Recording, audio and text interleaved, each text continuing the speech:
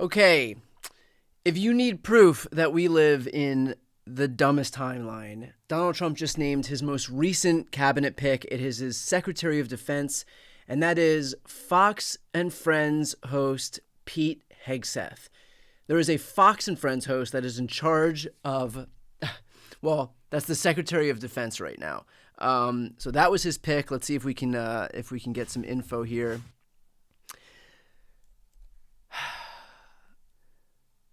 Let's listen in a little bit to, I guess, some of the ideology that Pete Hegseth has to get an indication of what the next 4 years are going to look like. Alma mater. I have a new rule. The more elite the university and advanced that a graduate is, the dumber they are. The less likely I am to trust them. If you went to the Ivy League, prove to me that you have any common sense at all. You went Ivy League, right? Yes, and I sent one of my degrees back for a alma mater. I have a new. Didn't this guy go to Harvard or?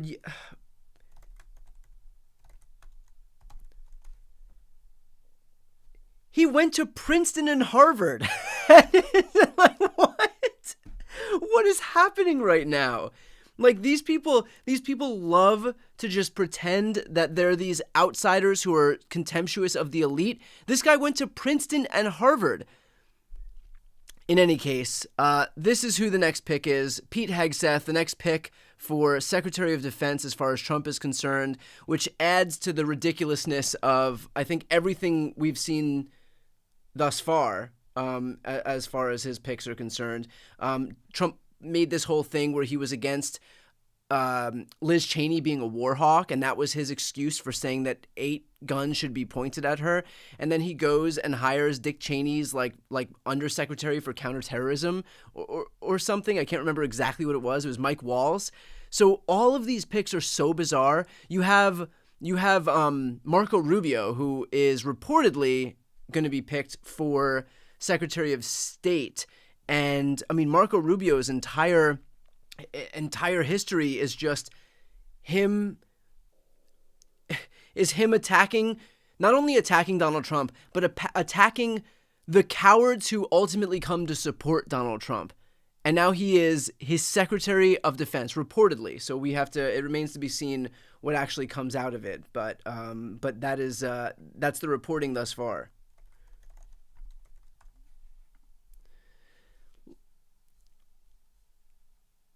So this is a good point that Jim Acosta makes. In a sign, he's been making his cabinet selection while watching TV. Trump picks Fox anchor Pete Hegseth for Secretary of Defense. Let's read this here. I am honored to announce that I've nominated Pete Hegseth to serve in my cabinet as the Secretary of Defense. This is just, again, the stupidest timeline that we have fallen into here.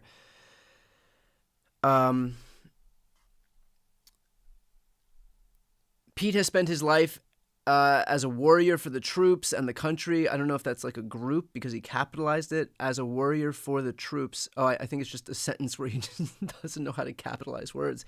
Pete is tough, smart, and a true believer in America first. With Pete at the helm, America's enemies are on notice. Yeah, nothing says be on notice like the guy who got his makeup done for Fox News this morning, who's going to be in charge of the military.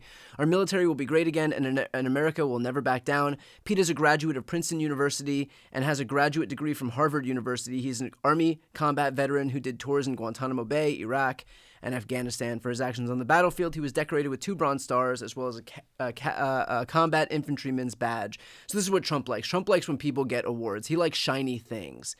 Pete has been a host at Fox News for 8 years, where he used that platform to fight for our military and veterans. I wonder where Pete Hegseth stood on the PACT Act being blocked by Republicans as retribution for Democrats passing the Inflation Reduction Act. I'd be very curious if anybody could pull anything up where we can have any indication as to how Pete Hegseth reacted to that. Pete's recent book, The War on Warriors, spent 9 weeks on the New York Times list, including 2 weeks at number 1. The book reveals the left-wing betrayal of our warriors. Again, it was Democrats who passed the PACT Act, and it was blocked by Republicans to the point where Jon Stewart had to go to Washington and humiliate them.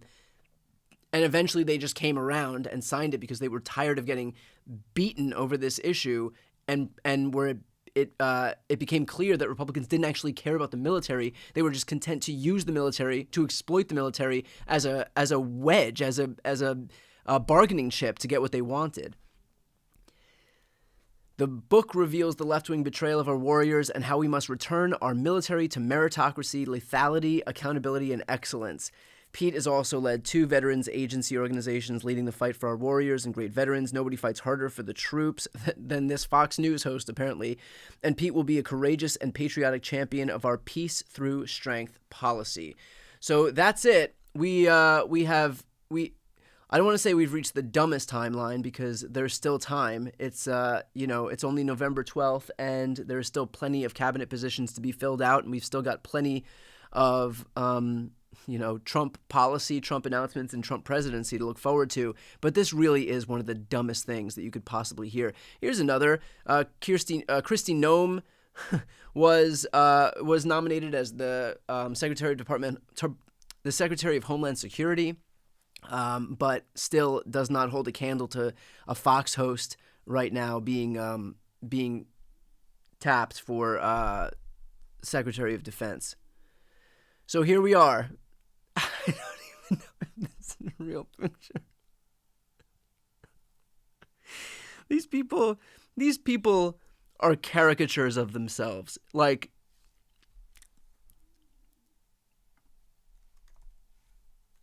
yeah. Anyway, so that's where we're at right now. Are there any qualifications needed for these important roles? That's crazy. Yeah, I would presume some qualifications are necessary for these roles, and they may not include, I talked good on Fox, but apparently that's the only one that matters. I kind of just want to leave this picture here for the duration of this broadcast while we continue to discuss the descent of our presidential cabinet. So with that said, now that we've got an in through this conversation by virtue of the fact that Pete Hegseth has been named Secretary of Defense by Donald Trump, and Kristi Noem, Secretary of Homeland Security, and reported by the New York Times, Marco Rubio will be Secretary of State. Let's use this time to answer some questions that you have.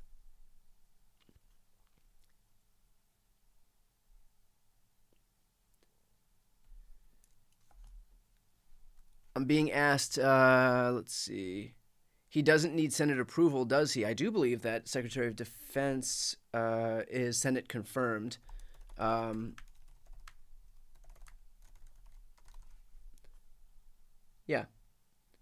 It'll still be, but remember, Republicans will have 52 at least, although I think that, let me see if they've already called the U.S. Senate race in Pennsylvania.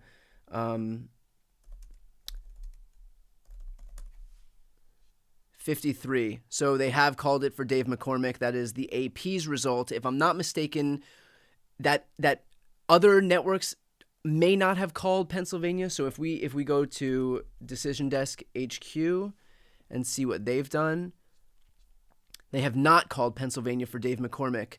So right now they have 52. Either way, whether it's 52 or 53 seats, it is not going to be that difficult of a confirmation process for folks like Pete Hegseth. So that's where we're at right now, as far as that is all concerned.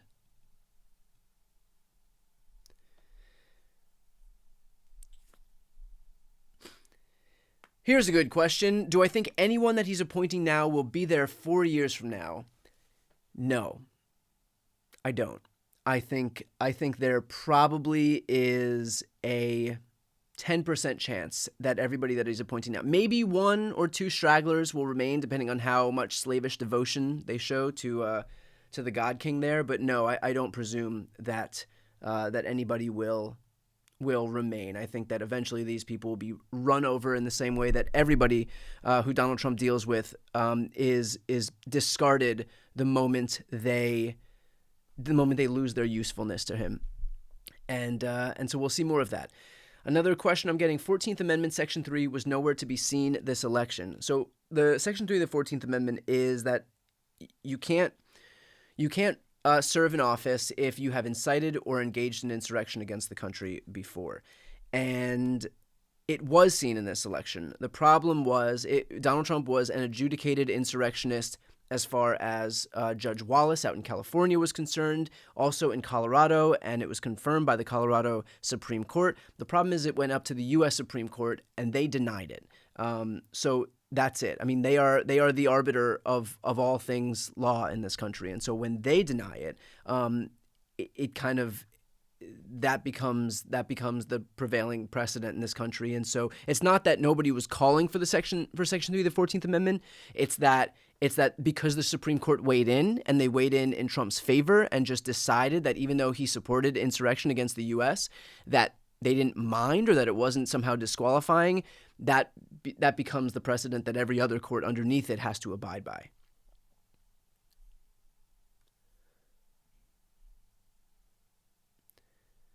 Is there any chance that Donald Trump appointed Rubio just to fire him? I don't think so. I don't think he would waste the time. But that's not to say that I don't think that Rubio will ultimately be fired, because I think everyone will be fired ultimately. But I don't think that he would waste the time. Who will be his press secretary? There is reporting that Alina Habba is in the running to become Donald Trump's press secretary. So keep an eye out for Alina Habba to be named press secretary. I also think, there is Sarah Huckabee Sanders, but I haven't seen that she's in the running. She's also currently the governor of Arkansas, and I think she wants to keep that position. So I would not be surprised if Alina Habba became Donald Trump's press secretary.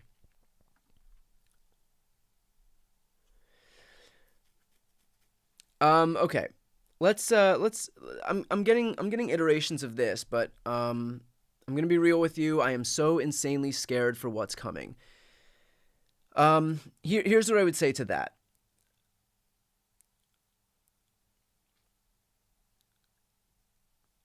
Let me think how I want to put this. I don't disagree, but what I don't want to do right now is kind of jump ahead and say, here's what's definitely going to happen, and here's what the deportations are going to look like, and here's what the environmental policy is going to look like, because I feel like we should make sure to give ourselves some space and some room to actually get to the point where we can deal with this stuff and not get ourselves into a panic over something that hasn't happened yet. I think that we're going to have time to confront everything that Donald Trump is doing in his presidency. Right now, we have the benefit of being in a moment of quiet where Biden is still president, Democrats still control the Senate. And so in this moment, I think it's incumbent upon the politicians that are in office right now to do whatever they can to bolster whatever they can bolster, whether it's climate, whether it's funding to Ukraine, whatever it is that they can do with their limited time left in office. I think from my perspective and the media's perspective, we have to do what we can to build up progressive media and keep beating this drum to let the congressional offices and lawmakers' offices and Senate offices know that, like, it's not a good strategy just to confer all of this attention and validation onto mainstream media. That's what we can do. And then from everybody's perspective, I think give yourself a little bit of grace here, and know that it is okay to, like, breathe easy for a moment, and we're all going to get to the point together where we can confront what's happening on a daily basis. But there will be time for that. And in the meantime, while we still have a little bit of time, just try to do what you can to take care of yourself, because it's going to take a lot of energy to get through the next 4 years. I'm sure of that. And we've just come through an exhausting campaign. And even I was like waiting for this moment of relief where I can finally say, okay, we did all of this work and it was so tiring and I just want a break. And now I feel like I can't even get a break because now it's just this looming disaster that we're kind of waiting to hit, that we're waiting to hit us rather. And I think it's important right now, while nothing's happened, to again give ourselves some grace and just try to breathe easy in the meantime. And if things get bad, which they may very well, we will have that time to confront it, and we'll figure out how to do it together, and we'll figure out how to organize and be most effective in our efforts. And I promise you that. But I think for right now, while we have the opportunity to relax in the moment that we still have it, just take it and kind of take this day by day. I don't know if that's good advice, but that's kind of how I'm dealing with this, because I have enough that could send me spiraling, and I'm just kind of using this moment not to kind of put it aside, because I know there's going to be a moment for it.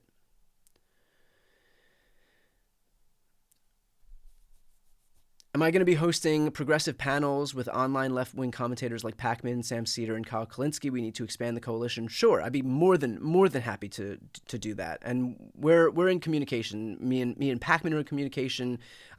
We've been talking like behind the scenes. A lot of the progressive content creators. So we are not looking to squander this moment. Is basically what it comes down to.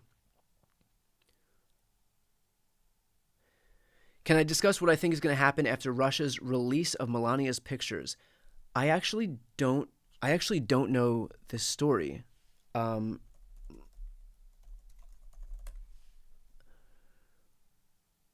Whoa, look at this.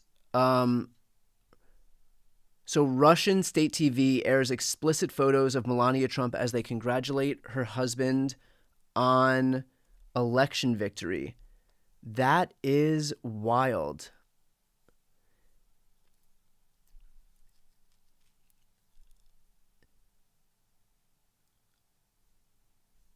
Damn, I don't know why they're doing this, other than maybe to kind of assert their dominance, and that's the only thing I can think of. Like, maybe they just want to assert their dominance over Donald Trump and basically prove that he won't do anything, that they can humiliate him and his family, and that he won't reciprocate. I do think that this is some like psyop that they're engaging with, and wow, that's wild. Also, I feel very behind the news. This is how it's going to be now. I'm going to come on here, and everyone else is just going to tell me what the news is, and I'm going to learn it in real time.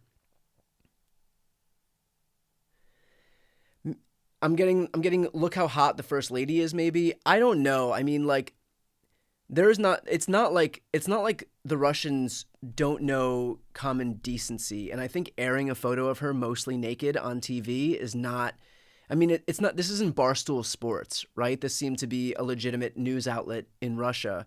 And so I don't know that it could be construed as anything other than kind of lacking common courtesy.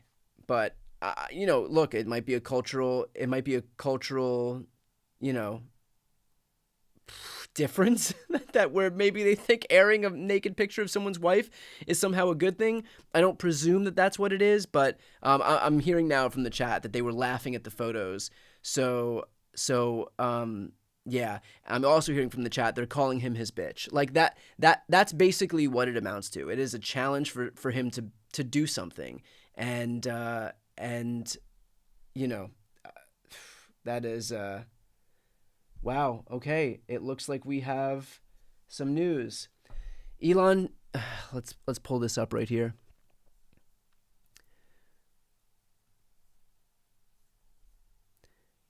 Elon Musk and Vivek Ramaswamy have been tapped to lead the Department of Government Efficiency. So let's read this right here.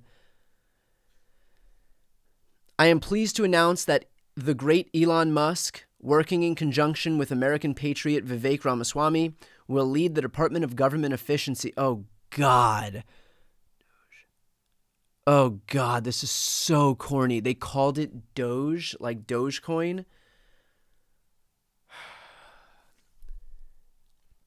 Together, these two wonderful Americans will pave the way for my administration to dismantle government bureaucracy, slash excess regulations, cut wasteful expenditures, and restructure federal agencies essential to the Save America movement. This will send shockwaves through the system and anyone involved in government waste, which is a lot of people, stated Mr. Musk. It will become potentially the Manhattan Project of our time. So this will become the project that created a bomb. Republican politicians have dreamed about the objectives of DOGE for a very long time. To drive this kind of drastic change, the Department of Government Efficiency will provide advice and guidance from outside of the government and will partner with the White House and Office of Management and Budget to drive large-scale structural reform and create an entrepreneurial approach to government never seen before. I look forward to Elon and Vivek making changes to the federal bureaucracy with an eye on efficiency and at the same time making life better for all Americans. Importantly, we will drive out the massive waste and fraud which exists throughout our annual $6.5 trillion government spending. We will work together to liberate our economy and make the U.S. government accountable to we the people. Their work will conclude no later than July 4th, 2026. A smaller government with more efficiency and less bureaucracy will be the perfect gift to America on our 250th anniversary of the Declaration of Independence. So that's it. We started this broadcast saying there could be nothing dumber than Pete Hegseth being named the Secretary of Defense, and I guess that's what I get for making that declaration, because we found one thing that is dumber than Pete Hegseth being in charge of the Secretary of Department of Defense, and that is Vivek and Elon being named to lead the DOGE, the Department of Government Efficiency. Which of course is an allusion to Dogecoin, because these people are obsessed with crypto, and so now we have to hear crypto jokes for 2 years, because we live in hell. So that is, I'm gonna stop making fun of the things that Donald Trump could do in his cabinet, because I feel like doing that is just issuing a challenge to the world, and it will just keep getting dumber and dumber. But in any case, that is where we're at right now. Elon and Vivek, the Department of Government Efficiency, the Manhattan Project of our time. Okay. I don't really know what to say about any of this stuff.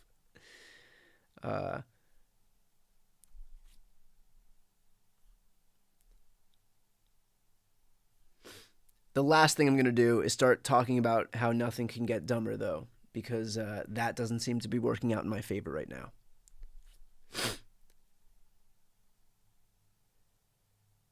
So basically, anyone who's done good on TV or has given him enough money is getting a cabinet secretary position. Again, we are expected to see Alina Habba become the secretary, the press secretary, but that is just a rumor thus far.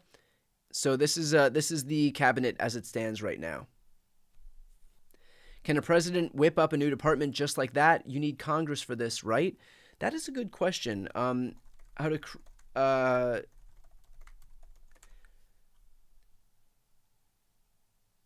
So there could be presidential appointments, but then others do have to be done by law. But remember, while we're talking about that, if you look at the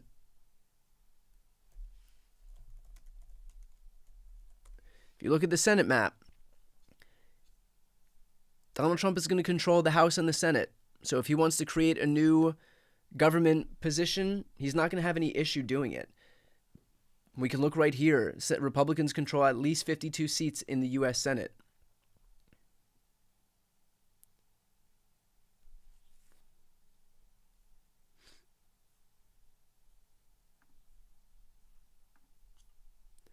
So either it's by presidential decree, proclamation, appointment, or even if it is law that they have to create, he's not going to have a problem doing that by virtue of the fact that Republicans control 52, probably soon 53 seats in the U.S. Senate. They're still counting votes in Pennsylvania, but and they also control the House by a few seat margin. So, and this will somehow Here we go. Donald Trump has also announced Kristi Noem. I don't know if that was not official, but it's official right now. So here we go. I am pleased to announce that the governor and former Congresswoman from South Dakota, Kristi Noem, will be appointed to serve as Secretary of the Department of Homeland Security. Kristi has been very strong on border security from, I guess, up there in South Dakota. Kristi has been very strong on border security. She was the first governor to send National Guard soldiers to help Texas fight the Biden border crisis, and they were sent a total of 8 times. She will work closely with border czar Tom Homan to secure the border, and will guarantee that our American homeland is secure from our adversaries. I have known Kristi for years, and I've worked with her on a wide variety of projects. She will be a great part of our mission to make America safe again. Governor Kristi Noem issued the following statement. I am honored and humbled that President Donald J. Trump has selected me to be the Department of Homeland Security Secretary. I'm working forward to working with border czar Tom Homan to make America safe again. With Donald Trump, we will secure the border and restore safety to American communities so that families will have the opportunity to pursue the American dream. So basically just anyone who has sucked up to Donald Trump enough is getting rewarded right now in this administration. And for those asking, yes, Kristi Noem is the one who has killed a puppy.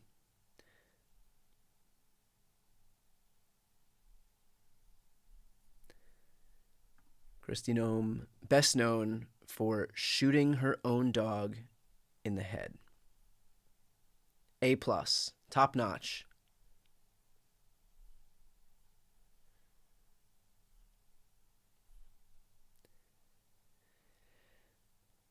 What's the first law that MAGA is going to pass? That I'm actually not sure.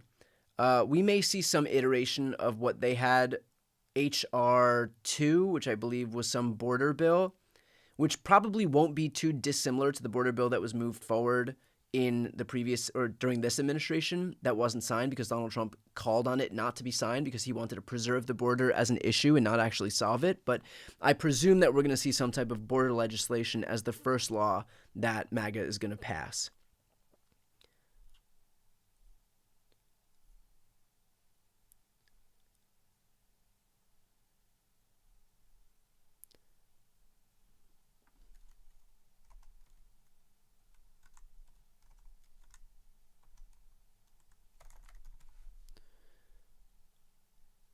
Right, it's a good point. The same people who went crazy in the lead up to the election about a squirrel being killed are now rallying around this woman who killed her own dog as if she's some great American hero. So it's almost like the convictions that we are told that the Trump supporters have aren't actually important to them at the end of the day.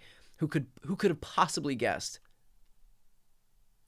We have no word to answer your question on RFK yet.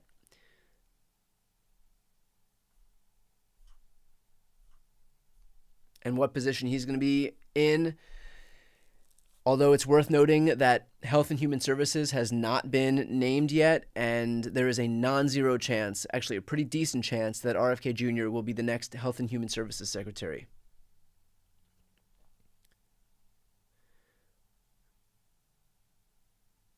Would Congress have to approve tariff proposals?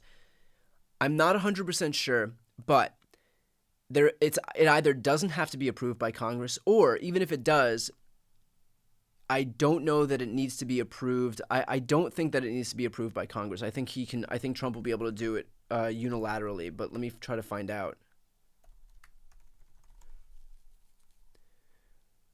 Okay, so I am reporting that Trump will likely need 60 votes in the Senate to enact his tariff plan. But that was a suggestion by Rick Scott. So, and what he went on to say is, unless there's a way we can do it through reconciliation with 51 votes. So, basically, reconciliation is the way that you can pass a tax or a spending bill with a simple majority in the Senate. So it avoids the filibuster, which would normally require 60 votes to overcome. And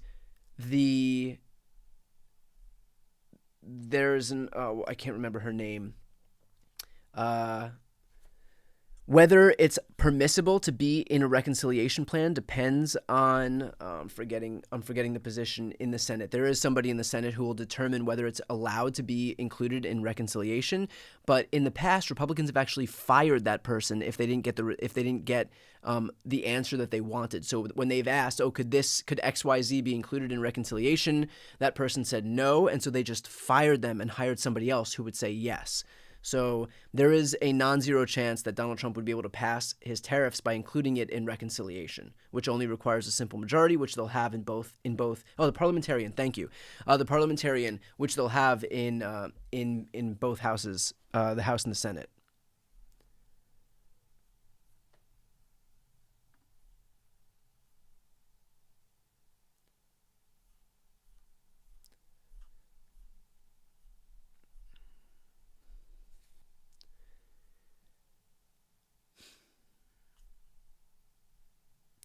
Is there any word on how this would impact programs like HUD, Housing and Urban Development? I presume that when the Trump folks come forward and say that they want to eliminate government waste, it probably isn't going to be to the detriment of any of the wealthy. I think that when you have Elon Musk, the literal wealthiest man in the world, who is going in there to hack away at programs, it's not going to be to hurt programs that help people like him. I think that if anything, we're going to see the programs that are going to have the programs that are going to be impacted the most are probably going to be the programs that benefit low income or working class folks. What happens to the congressional or Senate seats to anyone who takes a cabinet position? So those people have to be replaced in special elections. So Elise Stefanik, for example, who will be the U.S. ambassador to the United Nations, her Senate seat, I believe that's New York's 21st congressional district, someone will have to come in and run a special election. So that seat could potentially be up for grabs.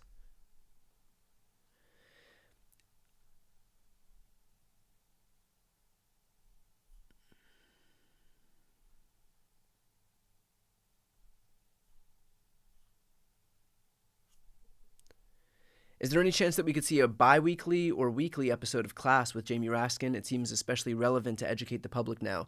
I would love to. I'm at the mercy of his very, very busy schedule. So I would love to do more episodes of Class with Jamie Raskin. For those who aren't following my YouTube channel, that is the best way to watch that. That's the only way to watch that series. But I'm at the mercy of a very busy schedule from Jamie Raskin. So as soon as he has availability, I jump on it immediately. But I think weekly is highly unlikely.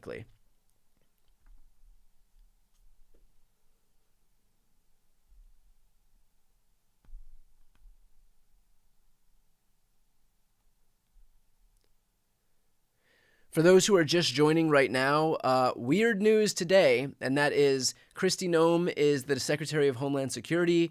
Vivek Ramaswamy and Elon Musk are in charge of the Department of Government Efficiency, or DOGE, which I'm sure has no relation to Dogecoin. And Pete Hegseth, the Fox host, is the Secretary of the Department of Defense. So that's where we're at right now.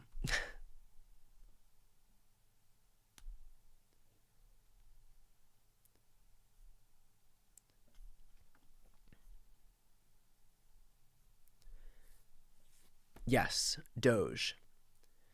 For those who are wondering also, if you go ahead and follow and subscribe, I will be doing one of these with Glenn Kirshner to make sure that if you have questions in real time, we can actually get those answered in real time, because we of course do our episodes of The Legal Breakdown on YouTube, but I know that there's a lot of people that have other questions, and I think it would be good to just field questions from him. So I'm going to see if he's available probably tomorrow and see if we could do some type of a joint stream where Glenn joins in and he can just take questions in real time. So please make sure to follow along if you are not yet following, so that we can make sure that as many people can show up as possible and ask all the questions.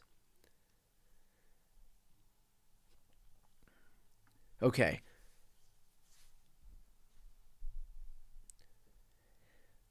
Who will get fired first? I mean, yeah, at this point, Here's I think the broader question is who will survive 4 years of staying in this administration, and I don't think it's anybody who's going to last until the very end. In fact, in his initial administration, even Elaine Chao dropped out on January 6th or the day after January 6th, so she didn't last until the end. Was there anybody who really stayed until the very end who was part of the OG crew? I think Stephen Miller might have been there from the very beginning, and I think Kellyanne Conway, I'm not sure if she was still in the administration, but she still obviously stuck around with him, although she was having some problems at home. Bannon, that might be true. Bannon as the chief strategist, the White House chief strategist. So, yeah, not a lot of people really stick around until the end. I mean, famously, 40 of 44 cabinet secretaries refused to endorse him, and hundreds of administration officials spoke out against him. I was told Pence. Technically, Pence did last till the end. Almost didn't literally survive until the end, but I think Pence did last until the end. Can Trump freely fire his generals? That is a good point. That is a good question, and I don't know the answer yet. Right now, there's a way that you can do it, and it's not to just allow Donald Trump carte blanche to be able to fire them. But I don't know if he would be able to overhaul the process where he can. All of this is unprecedented, so I apologize if I don't have a direct answer to some of these questions. But there is no schema for something like this where, can the president fire a 4-star general just like that? Because that's how Trump's going to try to do it.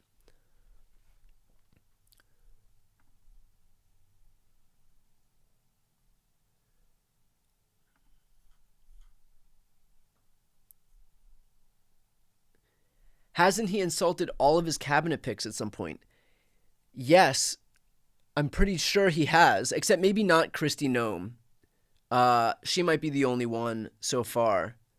Maybe Pete Hegseth has escaped unscathed too. But like when Donald Trump humiliates somebody, think about it in the same way as what we read here. Russian state TV airs explicit photos of Melania Trump to congratulate her husband on his election victory. Like that's a way of people like this showing dominance. And I think Trump is doing the same thing to these cabinet picks, like he did with Marco Rubio, asserting his dominance in the same way that Russia is asserting their dominance over him. And the humiliation is part of the process, really, to prove that, in fact, like that one party knows they are submissive to the other party. And so in the same way that Russia is proving that Donald Trump is kind of, a joke to them and that they'll laugh at his expense because they know that they can, Trump is doing the same thing to the Marco Rubios of the world. It's a way just to dominate these people. With all the unchecked power he's going to have and all of his people letting him do whatever, is it honestly likely that will stop him from preventing the next free and fair presidential election? Shouldn't that be the first concern now?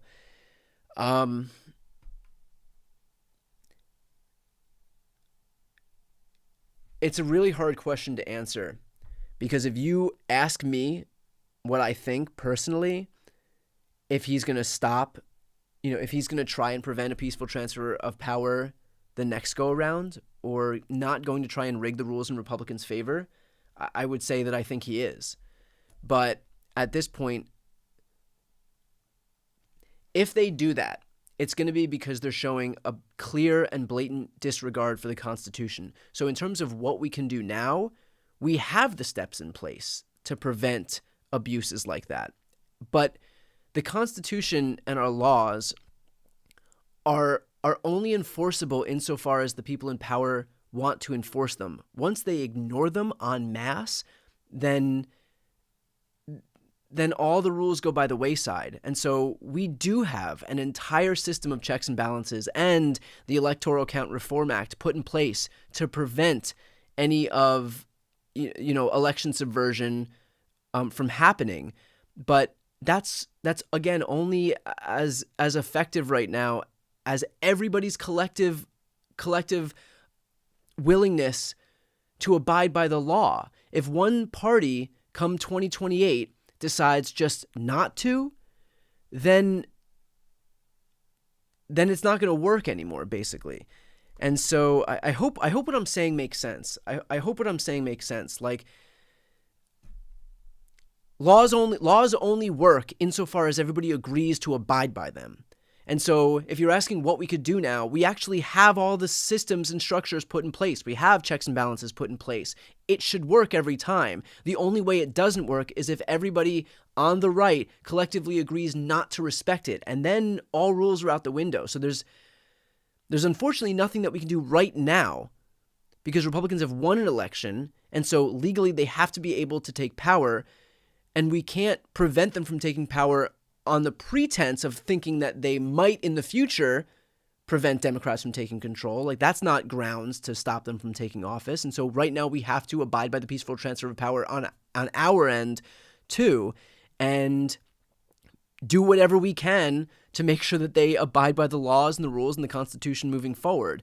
But everything remains to be seen. It's all up in the air. Of course, everybody hopes that there will be Republicans in office who are going to respect the peaceful transfer of power and that will respect the Constitution. And until they don't, there's nothing we can do at this moment in time. I know that's probably not what you want to hear, and it's probably not that satisfying of an answer, but it's the reality. I mean, if we stop Trump from taking office, then we are currently doing the exact thing that we want to prevent him from doing in the future. But you see how we would cut out our legs from underneath us, because then we're actually doing the same thing that we're trying to prevent him from doing.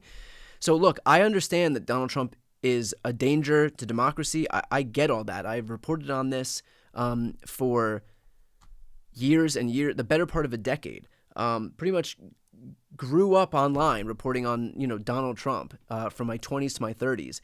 But I think right now at this moment in time, fear of somebody doing something in the future is not grounds to prevent him from taking office. All we have to do at this point is make sure that there are people within the Republican Party who, if things got really bad, would finally wake the fuck up and have some allegiance to the Constitution over their political party.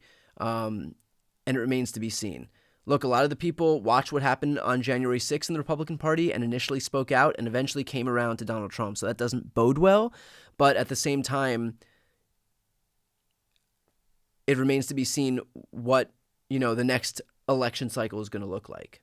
But again, there's going to be a massive community of people who are going to be paying attention. And I know that it feels like Democrats are in the wilderness right now, but we were only about, probably when all is said and done, we'll be less than 2% away from the total of Republicans who voted for Donald Trump in this election. And there are more than 70 million of us. So this is not some minority of the country. We've not been relegated into the minority. We were relegated into a voting minority in this election, but not by much. And I guarantee that as the chaos continues to surround Donald Trump and we get into the brunt of his administration, that coalition that we have on our side is going to grow, and people will tire of the chaos. They will tire of the dysfunction. They will tire of the glaring lack of humanity that's going to follow Donald Trump taking office.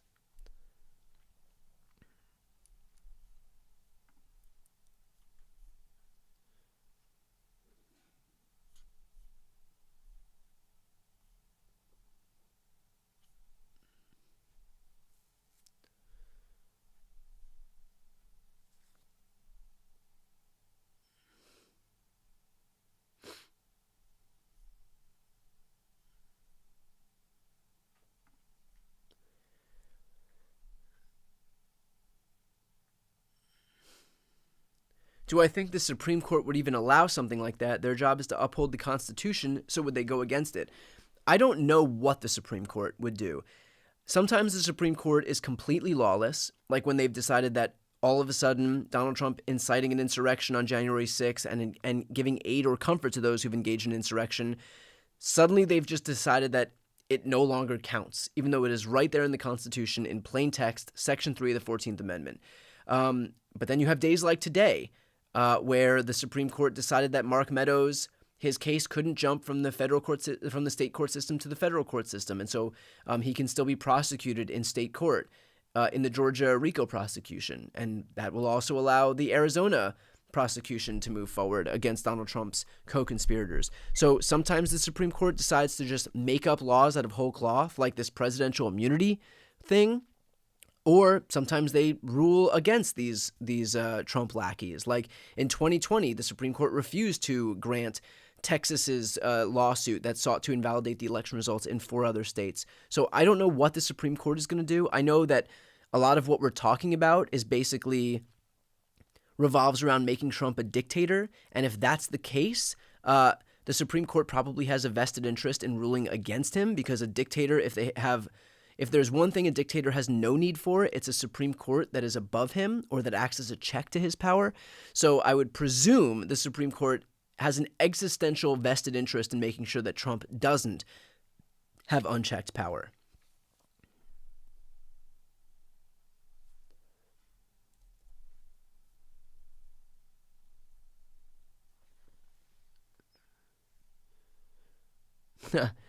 These are always great from 2016. To a con artist. This is Marco Rubio, 8 short years ago, back when his spine was intact. Stakes are giving control of the party of Lincoln and Reagan, of the conservative movement, and ultimately of the United States over to a con artist. That will not happen. I make this promise to you today. I will do whatever it takes. I will campaign as long as it takes. I will stay in this race as long as it takes. Donald Trump, a con artist, will never get control of this party. He did, and Rubio let him.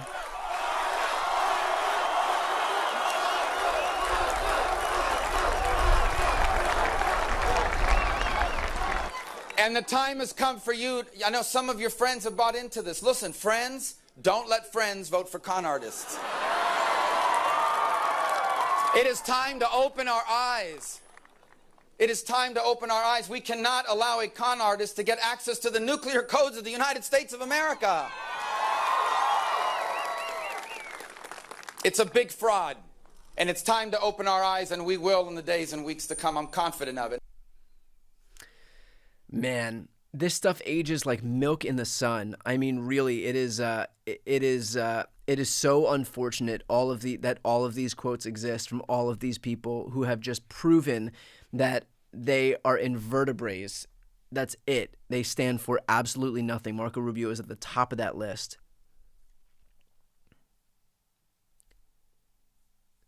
Here's Elon sucking up to Trump's family. I mean, my goodness. Doesn't he? I think he has an actual family, but yeah, there you go. Hangs out with Trump's family more than his own. So that's the reality of what we're dealing with right now. Ladies and gentlemen, our next Secretary of Defense. Who's going to win this battle with the lumberjacks? That's coming up next. I'm putting my money on Clayton.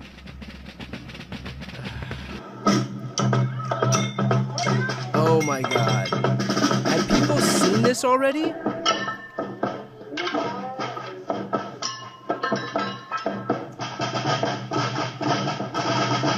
With the axe. Who's going to win this battle with the lumberjacks? That's coming up next. I'm putting my money on Clayton.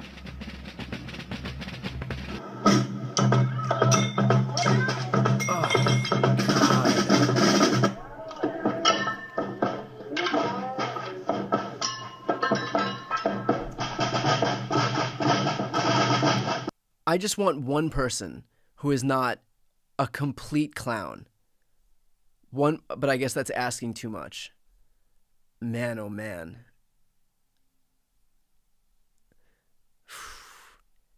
In any case, to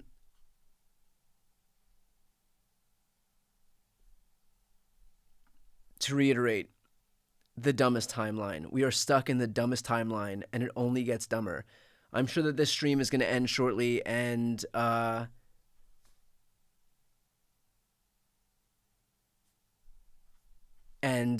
even dumber announcements are going to come out.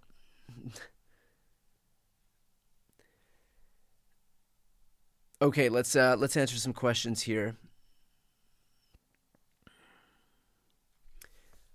Even if we can't go after Trump at the moment for the insurrection on January 6th, can we go after those he wants to put in power? So, in terms of those who he wants to put in power, I mean, like, there's nothing we can do to members of his cabinet. I mean, we can prevent them from, we can vote them down in their Senate confirmations, but we don't have the results. I mean, we can look right here at the results on this screen. Republicans will control the U.S. Senate. So we don't really have much room in terms of what we can do to exercise any oversight over the people Donald Trump wants to put in power. Someone's saying, can we boycott Tesla and Twitter? I mean, we can. Yeah, I mean, we have the full ability to be able to do that. No one is forcing anybody to use Tesla or Twitter. I mean, I had the opportunity to buy like a Tesla power cell for where I live, and like I didn't want to do it. So that's where we're at. That's where we're at right now. Let's see.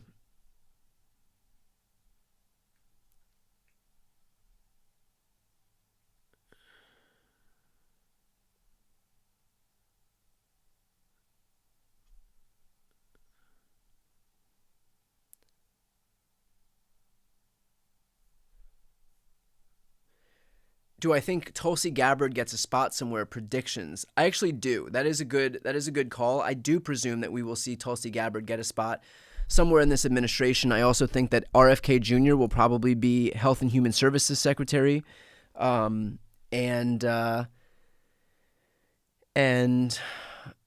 sure we're going to get other people who are clowns to fill out the other roles.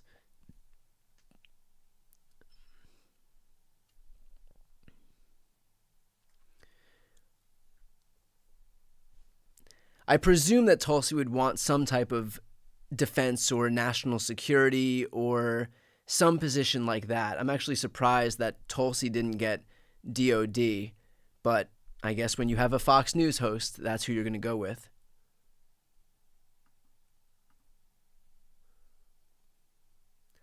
Do I think they'll try to repeal the 22nd Amendment and or try to increase term limits? So they're not going to be able to repeal an amendment, because the process for amending the Constitution is that any proposed amendment has to be passed by 2/3 of both houses of Congress and then ratified by the legislatures of 3/4 of all states. So Republicans have a 52%, probably 53% majority, not a 66% majority in the Senate. They will have probably the same percentage in the House, and 3/4 of the states are not gonna go for this. So that's not. I don't think you have to worry about like any amendments to the Constitution happening.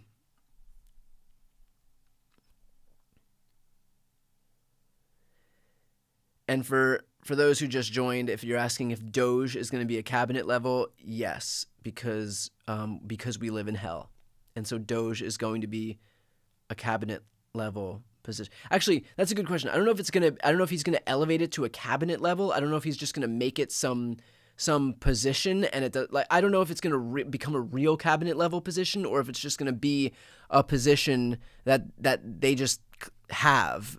I don't know if Steve Bannon's chief strategist was a real position or just what he called him. But we're seeing right here that Musk will lead a new Department of Government Efficiency. So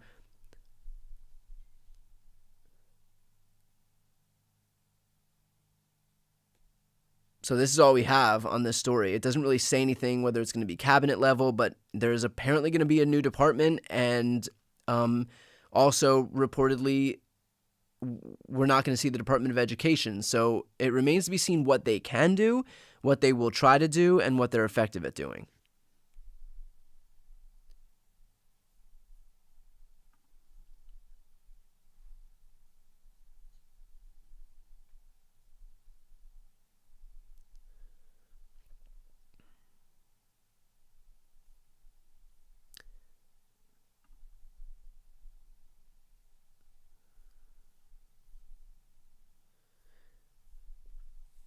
Will Donald Trump put Marjorie Taylor Greene anywhere? I presume not. Even Donald Trump has to realize there are limits to how unqualified and incompetent somebody could be when they're in charge of some department. And Marjorie Taylor Greene would undermine all of that. Also, the margin in the House is going to be narrow. And so I think that Donald Trump runs a lot of risk by virtue of continuing to pluck people out of the House, especially when right now the margin in the House is quite small. Here's the margin right now, 210 to 219, and we're still waiting for, I believe, seven more races, if I'm not mistaken, most of them in California. So we have California's 21st, 13th, 9th. I know we have Alaska that we're still waiting for. I might not even be able to zoom in as much. But yeah, we're waiting for a handful of House seats as well. Let's talk about the National Popular Vote Interstate Compact. So the way the National Popular Vote Interstate Compact goes is if we want to stop relying on the Electoral College, we need enough states to sign on to this compact that says that as soon as one person hits, that whoever wins the national popular vote will automatically be allocated 270 electoral votes, and that person will automatically become the winner. The only way it goes into effect is if enough states that have amount to 270 electoral votes sign on to it. So right now I believe there's 209 electoral votes from states that have signed on to it, and once that number hits 270, then it goes into effect. And of course it'll be challenged, but that is what we are waiting for as far as the National Popular Vote Interstate Compact is concerned. Again, there are about 209 electoral votes worth of states that have signed on. We're still waiting for a few more states to sign on, but that would mean that for the first time, the U.S. would rely on the popular vote, and that's how the 270 electoral votes would be awarded.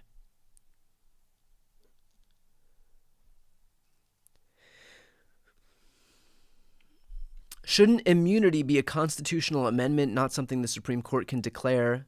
Thus, Biden using to stay in office would put into question. So immunity,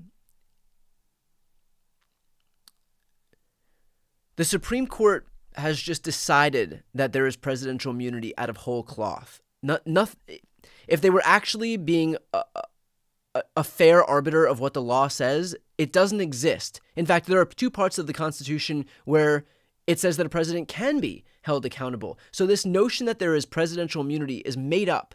It's made up. But nobody is there to be able to push back against the Supreme Court. There's no one to appeal to.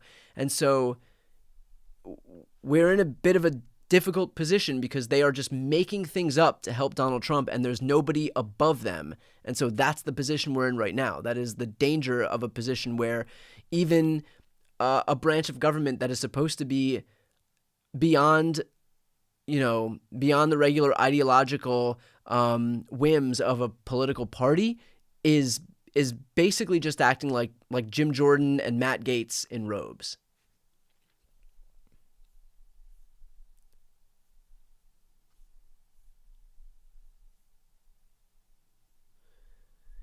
So, okay. So for those who have been watching thus far, a quick rundown is that Elon Musk and Vivek Ramaswamy are going to lead the Department of Governmental Efficiency, or DOGE. We have Kristi Noem at Homeland Security.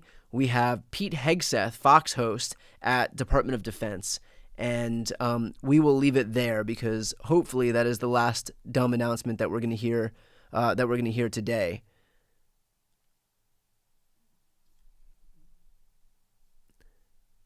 And I guarantee there will be more that will be worse. If I can say anything, it's that that's what it is. There is going to be more picks who are worse.